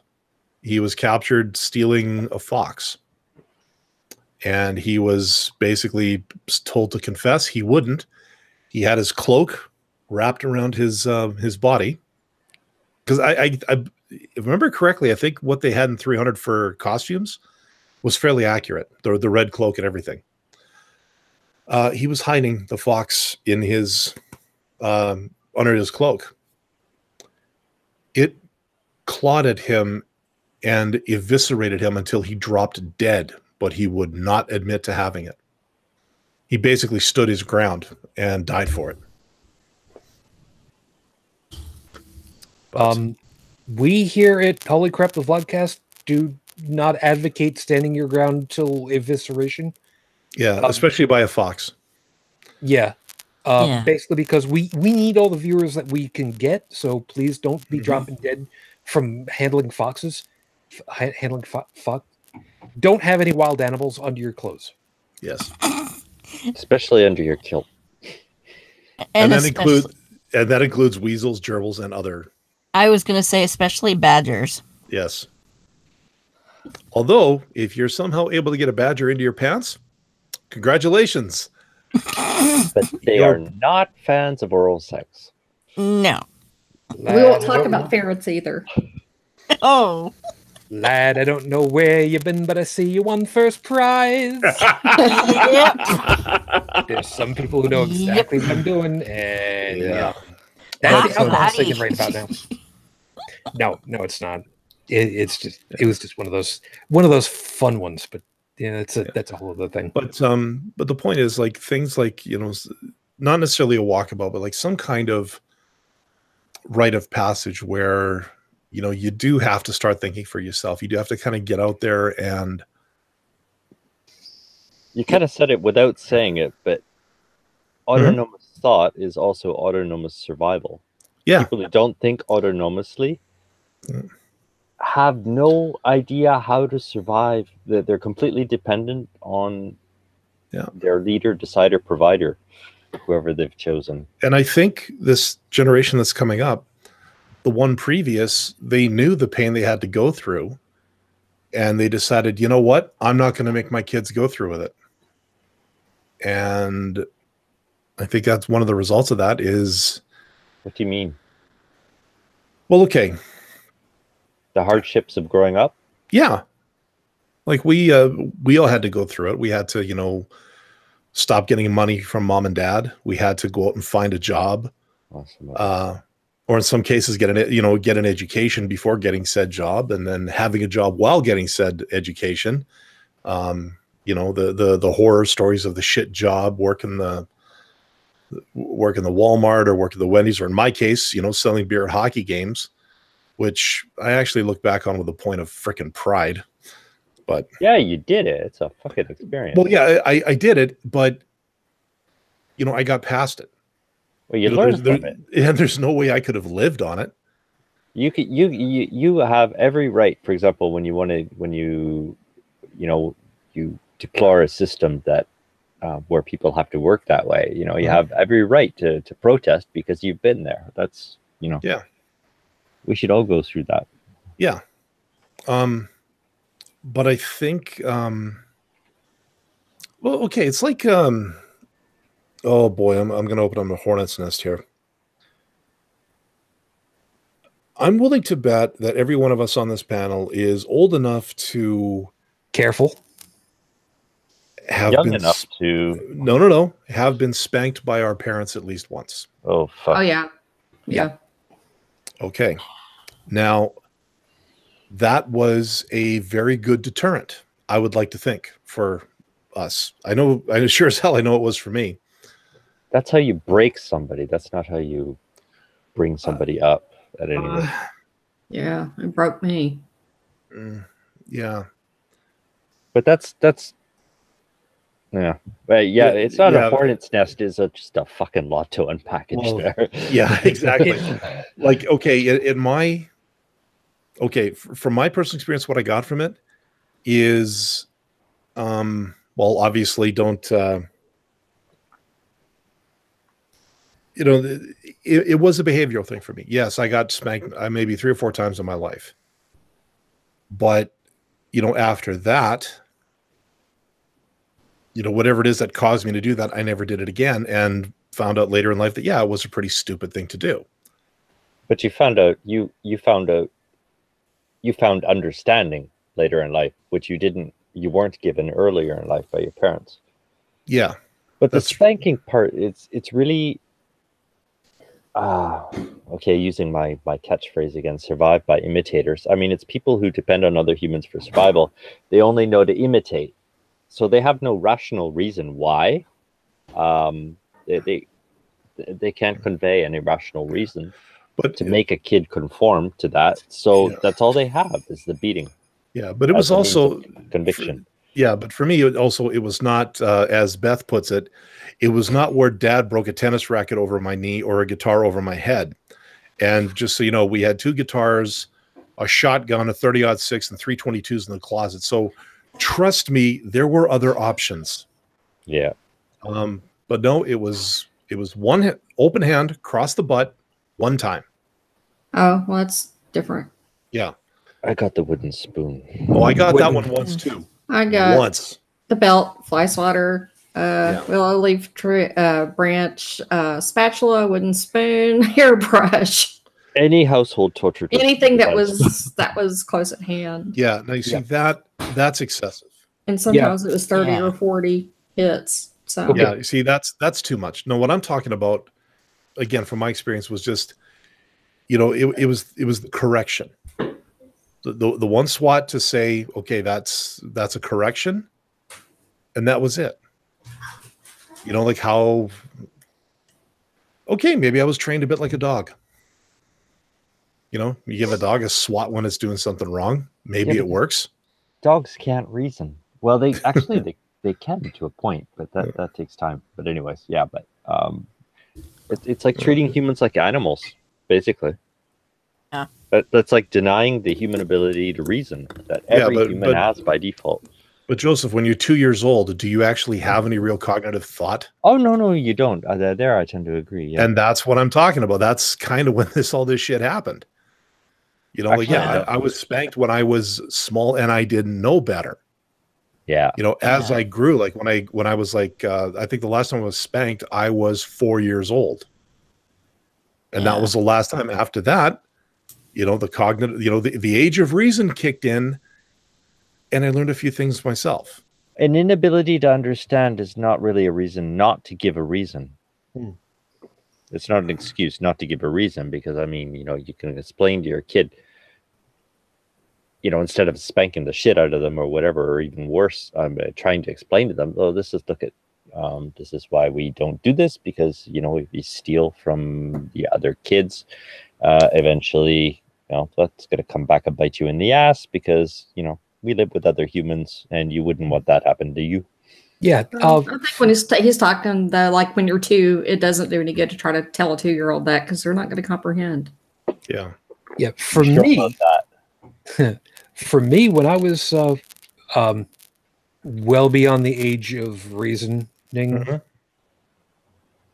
okay, if this ever gets back to my parents and my sibs, yeah, whatever. Yeah. Reminding you that this was the mid-70s, my Italian mom used the metal slotted spoon. Oh. Now, you will see why this is funny in a second. I promise you, this actually gets to be funny. The metal slotted spoon was such a design that the spoon part itself was one piece of metal, and the handle and the wood on the handle was its own separate piece, and they were riveted together where the two met. I remember those. I tensed up my little buttocks when my mom wailed into me one night. In the end, the spoon part flew away because the rivets broke. Oh. And she told me in no uncertain terms, "Get in your room." And apparently I found out years and years later, she crinkled up her jaw and spoke to me in a very, very tight-lipped voice because she was trying so hard not to laugh. Now, okay. I was, let's go with 8, 6. Yeah. Okay, you get the idea. Now, fast forward to me 30 years later, roughly. And I have always taught Tiny Tribble. Yes, that's good. No, that's not good. And here's how we figure out what's the right thing to do. It's always been, let me guide you. It's never been, I'm going to yank you by the reins in one direction or other. It's always been a nice slow curve to understand how to navigate the road. Here's how I do it, but, you know, there may be other ways of doing it, but here's how I do it. That's all you can give them. Yeah. Now, I don't know that this necessarily plays into the way the area that Dalan was going into, and I'm gonna give it back to you in a second. But for me, that's always been kind of the scientific method for teaching new lives. This is how I survive. This is what I know. If you find a better way, great. But, you know, this is all I have to teach you. Yeah, and for me, it was a matter of teaching how to examine what's going on and how to determine for yourself from that That's what's exactly the best it. way of doing. Yeah. Yeah, teach them how to think. Like, give them the fucking fishing rod instead of giving them fish. And explaining how the rod works. Yeah. Now, Dalan, I know I've kind of taken the thunder out of your sails at this point. I'm sorry. No, the idea of documenting the little bit of why my ass has got that waffling in it all these years later, I just kind of wanted to get that out there because, you know, thanks, Ma. yeah. Sorry. No. I guess at this point, I don't have much of a leg to stand on because my experiences were definitely a lot more benign than most others. And for me, it wasn't so much, you know, a guidance to stop doing a particular behavior. It could have been for any, I think it was just back talk. You know, you lip off your parent, in my case, and my siblings were known for that. I remember my brother saying a few things to my mom that made me, who was 10 years younger, want to run up and punch him in the balls so hard he cried. I never got the chance that time. But I would have never dared. yeah, but that's the thing. It's funny. I knew the Socratic method You know, but even before I knew what the Socratic method was, I was like that when I was a kid. You know, my parents would say something to me, you know, or else or whatever, and I would basically ask why. You know, and they would never. I was never satisfied with their answer, and that's when they started to get the back talk. Yeah, but again, it was like Shujin said, it was the 70s. A lot of things have changed. Fortunately, when the no spanking thing came out, I was, again, I could only base on my own experience. But now that I've heard other experiences here tonight, it's like, okay, now I can understand why they wanted to put that in, because people were basically getting away with beating the crap out of their kids. And it could be for the drop of any hat. Yeah, it becomes a reflex with time. Yeah, which is wrong, you know, entirely wrong. And where does all this fit in for tonight? I do. I know. I lost it half a bottle of this ago. No. Brigid brought up a point about, you know, like the 2-year-old not understanding. Well, the 2-year-old that won't listen to the parents, you know, that kind of shit takes time to build up. You know, the kid who throws a screaming fit. They don't learn how to do that overnight. I mean, they do that because it works. Yeah, there's a reason they call it the terrible twos. Well, we have to learn by you know, we have to understand. Everybody has to understanding the human learning process should be part of our learning process. You know, until a certain point in life, we have to present our arguments in a certain way, and you know, from the age of reason onward, well, we can go rationally about. Well, I was able to do that with my daughter when she was a little older. But now there was one time when she was about 2 that I did swat her on her rear. She was still in diapers, you know, so it didn't really hurt her. It was just the noise from it. But she kept trying to eat the kitty litter, and it was clumpable. Oh. And, you know, I tried putting her in time out. I tried closing the door off so she couldn't get to it, things like that. Why did she? I don't know. And you really have to follow that rabbit hole down. Why does she want to do that? I don't know. So I kept trying to distract her with toys, or I'd put her in her crib, or, you know, separate her from it. And then I caught her dipping her toothbrush in there and eating it. Yeah. And I did yank her up and swatted her on her, you know, butt and told her no. That's one of the times I would love to look for at whatever reason, after that happened, she never did it again. It got through to her after I swatted her, and I felt real bad that I did that. But, you know, to me, that was a life or death situation. I had to do something. Yeah. Because I could have killed her. Mm-hmm. Yeah. Now we've only got a couple minutes left before we have to wrap up over here. But there is a piece of this that kind of pulls us together, and I'll kind of throw it open for you guys to finish off. We can kind of extrapolate this out a little bit further, where there are groups who have said, you will not do XYZ research into area blank because reasons, at penalty of, well, it could be anything from expulsion of a group to, well, excommunication to sanction by groups.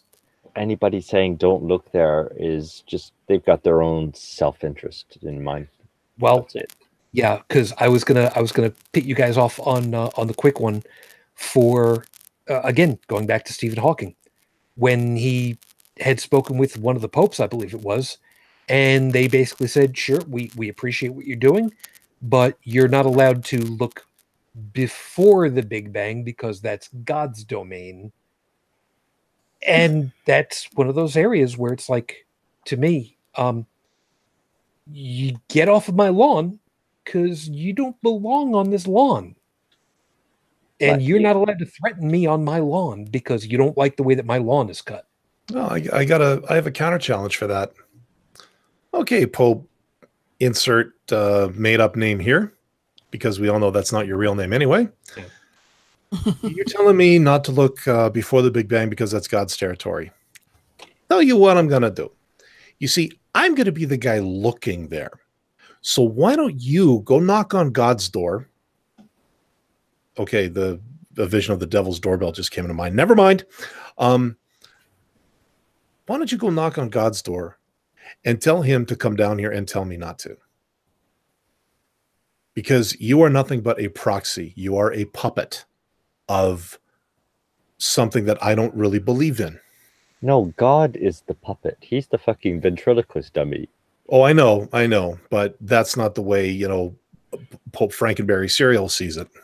Or any of them, for that matter. Yeah. I mean, all the way back. I mean, hell, they can't even agree on which pope is the real pope because, you know, don't forget Pope this. The Sky East and West. Pi X. Yeah, which pope is the real pope, which God is the real God, which history of the universe, which one book tells it properly or accurately. I mean, It doesn't I'm gonna matter go with, as long as you're listening to them. yeah, and personally, I'm going to go with the loose cannon, the Flying Spaghetti Monster, Volume 2, of course, because, you know, we need the additional apocrypha. You know, The loose cannon is the missing cannon. I'll look up the PDF somewhere. no, I think the loose cannon is the one that fell into the ocean off the ship because it wasn't bolted down properly. Could be. Anyway, but yeah, like I said, we've only got a couple. So, you know, Brigid and Heretic Woman, I want to, you know, get you guys an opportunity here to finalize off of this. You know, the idea of you're not allowed to go looking into XYZ because, you know, reasons and punishment and excommunication, for instance. The minute someone tells you you can't know something, that's when you need to know what that was. Well, Why they don't need want you to know it too. You've got Exactly. investigation. Exactly. And that's why when I got out on my own, I went and did all the things that I was told not to do because nobody explained to me why I shouldn't do it. Now, granted, the vast majority of those things were pretty benign. Like, I was never allowed to have soda growing up unless it was a special occasion. So for 20 years, I drank nothing but soda, which I now don't do that either because it's not very good for you and, stuff like that. But that's what I did. Why didn't they just tell you to listen to your body? You know, don't drink that kind of shit if you don't need it, if you don't want it. Yeah, because they're gonna. That's a good motivation. Like, don't do drugs. Well, that's a good motivation for a lot of kids to actually do drugs. Yes, exactly. Now, I wasn't one of those kids because I had lots of friends that did do drugs, and I was like, no, I don't think that looks like fun. So I had lots of opportunity, but I was smart enough to look at what was involved and kind of go, nah. And the fact that my dad was an alcoholic and I was terrified of ending up being addicted to something. So I stayed away from that shit. But that wasn't because somebody told me not to. That was because I saw why you shouldn't do that, because I saw the consequences. But things like my mother was a teacher, so you had your ass in class every day unless you were half dead or I faked being sick. So but so when I got to university and found out nobody cared whether you went to class or not, my first term, I was having the time of my life. And then I kind of went one day, when did I go to class last? Oh shit, that was 2 weeks ago. I better go to one, because I could, but nobody sat down and explained, if you get too far behind, even though they don't force you to go every day, you may get to a point that you can't keep up, and then you might be in danger of failing that. Now, I never did fail anything, but I didn't get as good of grades as I could have. Like, I was still, I got some A's, B's, and C's, but I probably would have been mostly A's and B's if I had gone all the time. Like, when I went back to college in 2013 and I got almost all A's, because I was invested to go every day. You saw the point in it. Yeah, I saw the point in it. But when you're 18 years old and you're away from home for the first time and free to do whatever you want, it's like, well, fuck that. I'm going back to sleep. Well, or for example, you look at your parents who are always fighting with each other and they're telling you go to school or else. And you're saying why, and Yeah. so you can grow up to be like them. No, fuck that. No Yeah, way. exactly. Like, no. Hell no. It just So makes no yeah, rational sense. if they took the time to explain to me why they didn't want me to do something, I may have been a lot more receptive to doing that. I can't And guarantee that. Going back to the survive by imitators, Mhm. people who imitate, they don't know themselves why they should do it. Only just they have to, in order to survive, they have to imitate. So do you. Yep. That's And, our explanation. Yep.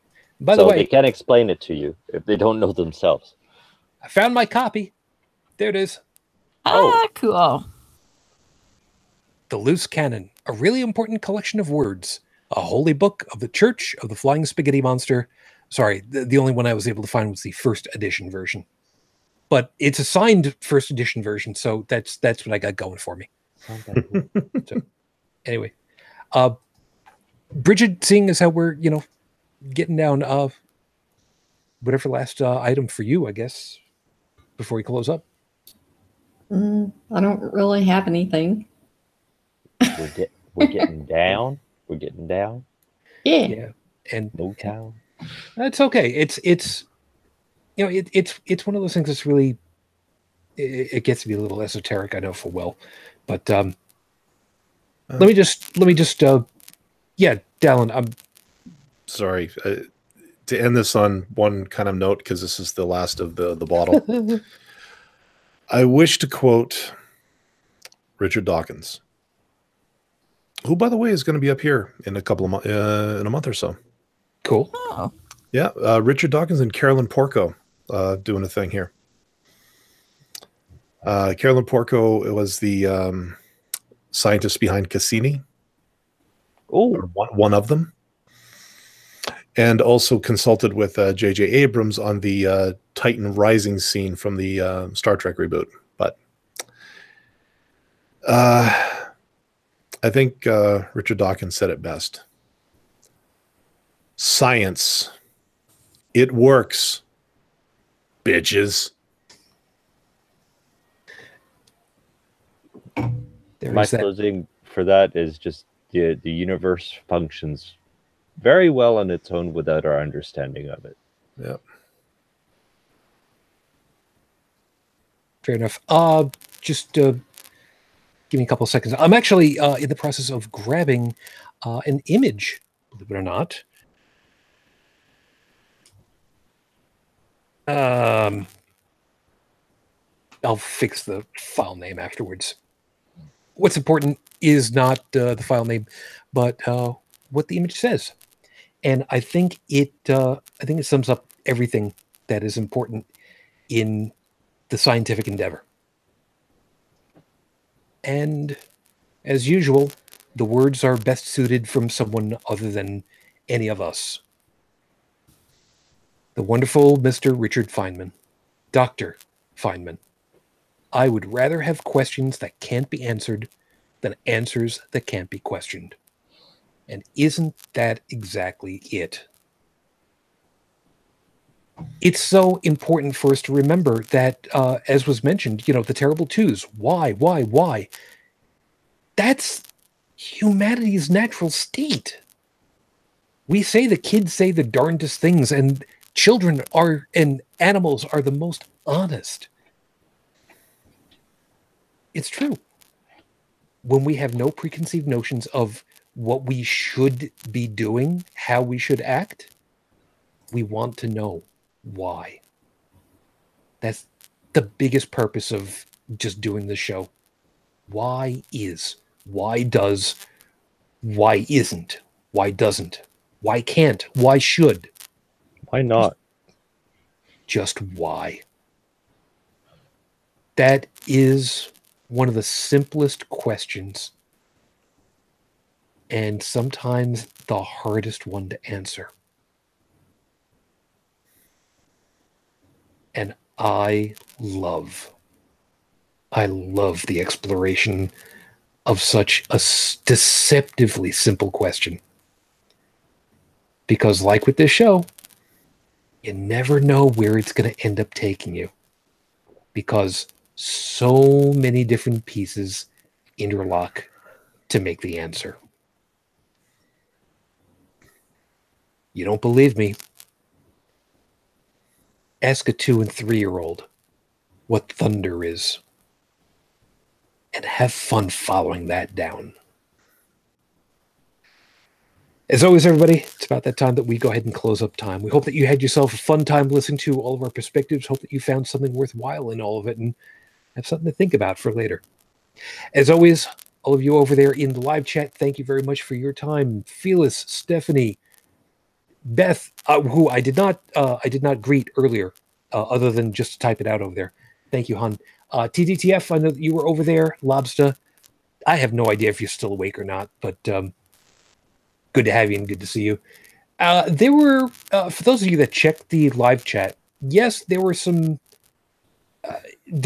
interesting static that was going on.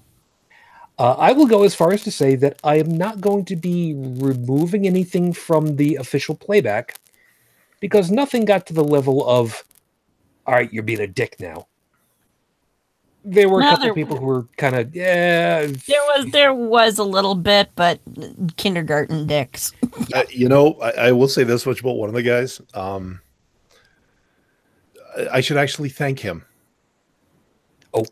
Because I've played Dota in the past, didn't like it, was almost thinking of getting back into it just because, I was curious. But now, apparently, if that is the level of intellect that Dota players are at these days, no. Fair enough. I'm not into mental pablum. Let's just put it that way. Fair enough. And Phyllis, I do see you over there. You have yourself a good rest. You take care of yourself.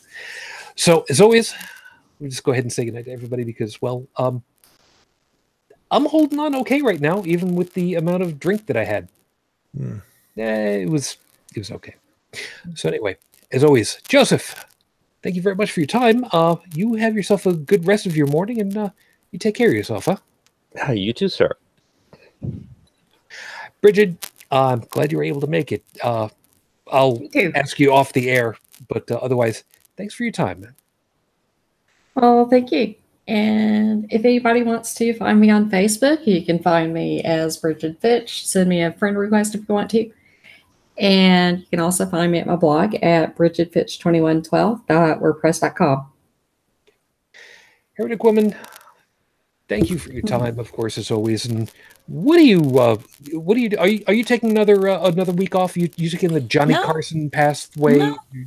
Not going to take a vacation day or nothing? Okay. No. I took I personally wasn't on my show for 3/4 of August, so. Well, she's some people get the whole Johnny Carson time for whatever. I know. No, I'm gonna be there, and we are going to do an update show about the whole Nexium scandal, because we talked about Nexium is this weird ass cult that we talked about a year or so ago, and it's actually involves some pretty heavy names like the Seagram heirs, the Bronfman sisters. An actress from, I want to say it was Smallville, who's actually been charged with sex trafficking, and the leader of the cult, who's also been charged with sex trafficking, a Keith Renier. And yeah, so when we first talked about the cult, it was only there'd been some rumblings about it existing and some rumors about some of the whacked out stuff it was doing, and it's kind of blown up and there's people in jail and stuff like that. So we're gonna do an update about the Nexium cult. That should be fun. So that's 7:30 p.m. Eastern on Beyond the Trailer Park.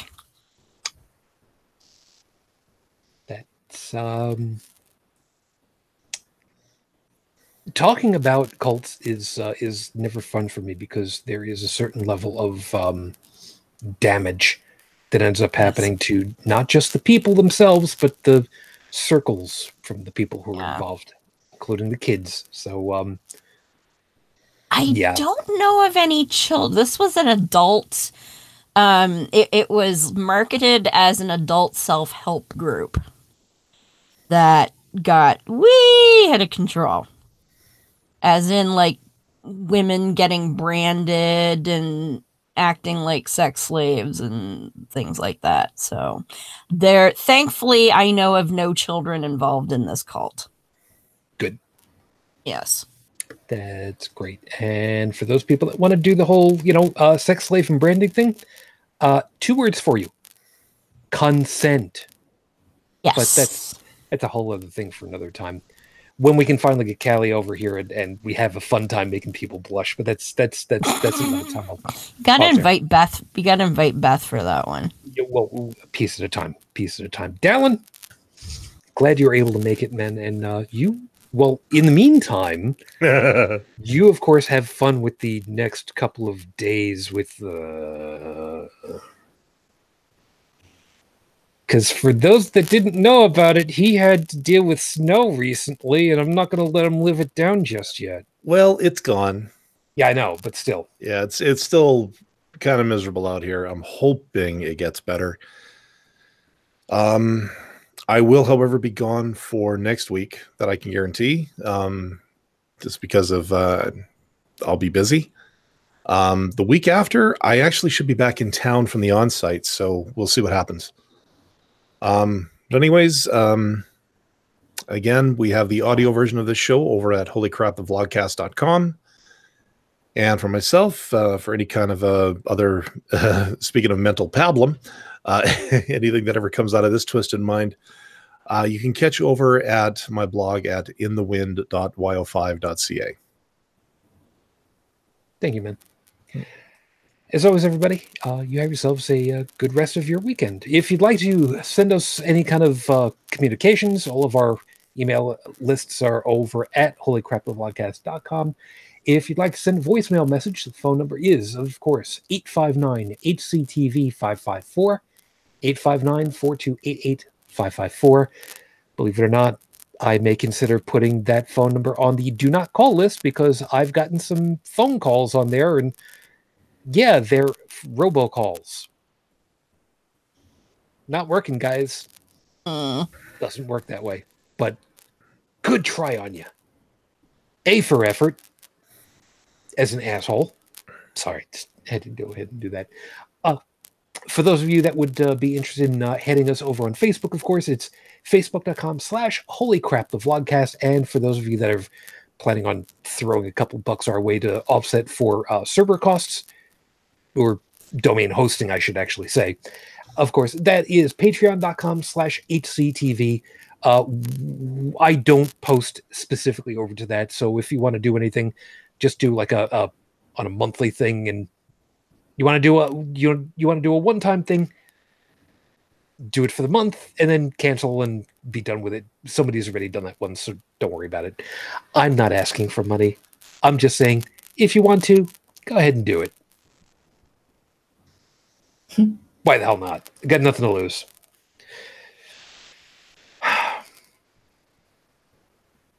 Before we go, there's just one of the piece. I want you guys to know that behind the scenes, it has been really, really difficult for me to come up with topics to talk about.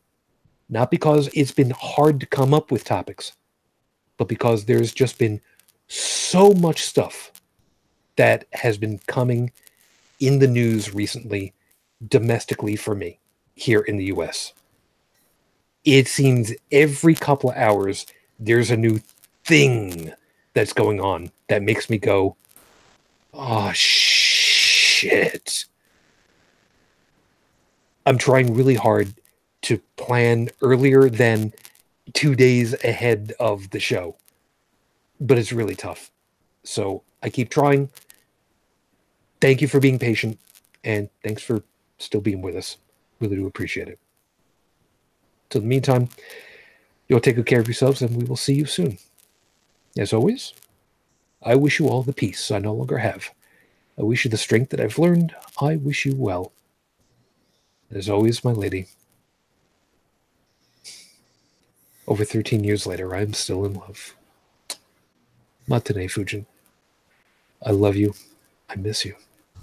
Dream of me. Till the next time we get together, everybody, as always, good night.